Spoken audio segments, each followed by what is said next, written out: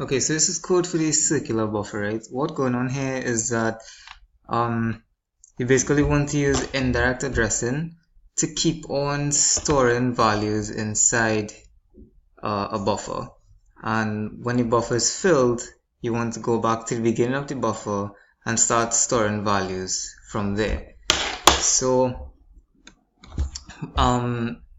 these actually are supposed to take off all this here, but anyways, main reg1 is the buffer that you're writing information to from your main, is the register, sorry, that you're writing information to from your main code, right? So like if you had like a serial monitor or something, like a serial transmission or something going on, reception, sorry, going on, it will be stored in main reg1, and then we use in main reg1 and put in the value inside there into buffer reg1, 2, 3, 4, and 5.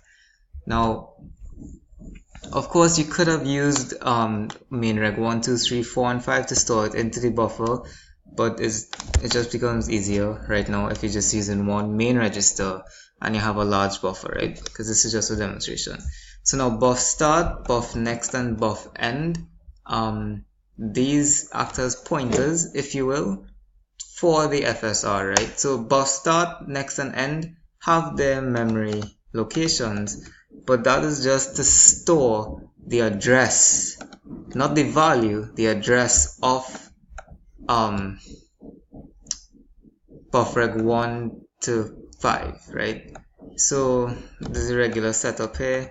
So going into the main code now, we're going to call initiate main register, and that's just a small routine here where I store in the decimal value 2 into the register main reg1 and then returning. So then we're going to call initiate buffer, and that is down here. So now we see that we move the addresses. 0hex20 is the address of the first buffer register. The same thing applies to buff next. Remember, buff next is the one that we're incrementing. Buff end is the end of the buffer, which is hex 24, that's buffer reg5, and we want to start off the FSR at the start of the buffer. Now remember, the FSR points to a location and INDF retrieves the value at the location.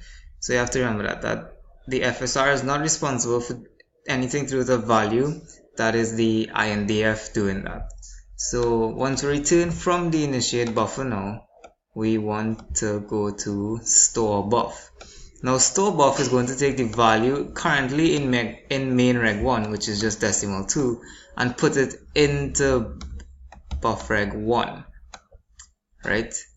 And let's just schedule this before. Oh well. If we animate here, we're going to see the values changing in the watch window. So pause it. Right, so we just ran through initiate main reg1 and initiate buff, right? Initiate main reg1 would store decimal 2 into main reg1. We see that happen here. Initiate buff would put 0hex20 into buff start, 0hex20 into buff next, and 0hex24 into buff end, and it would move the value of buff start into the FSR, which you could see happen here. Buff start is and FSR is the same thing. So now we're going to store the value of main reg1 into the buffer, right? So we're going to call store buff. Just step into that. So the first thing we want to do is to get the value of the main reg1 into the INDF, right? Now INDF is a restricted memory location, so we can't see it in the watch window, but we'll know if it works, because if it does, then buffer reg1 here going to change value. Now remember, the FSR is already pointing to the address of buff reg1, right? That happened here. Buff start 0 was 0hex20, and we move that address into the FSR. So once we manipulate INDF in any way, if we call something out from INDF or put something into the INDF, it will automatically go to the address that the FSR is pointing to. So the value of main reg1 is decimal 2, right? So we're just going to move that into INDF, and right, so it's a new working register, and then move into INDF. We just do that thing and look, buffreg1 changed to 2. Now we're going to increment buff next, which is 0 hex to 0 right now, and 0 hex to 1. And then we're going to move that value into the FSR because we want the buffer to just keep taking in values, right?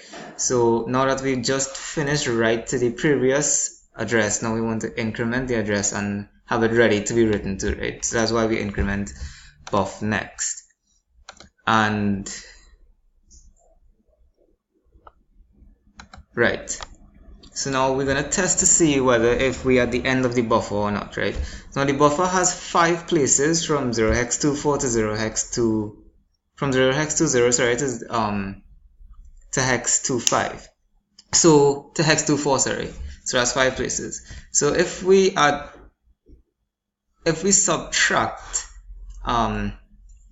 hex 25 from buff next, and buff next is hex 25, we know that the buffer is filled, right? Now this step could be done before I increment the buff next or after. I just chose it to be after because it was simpler for now.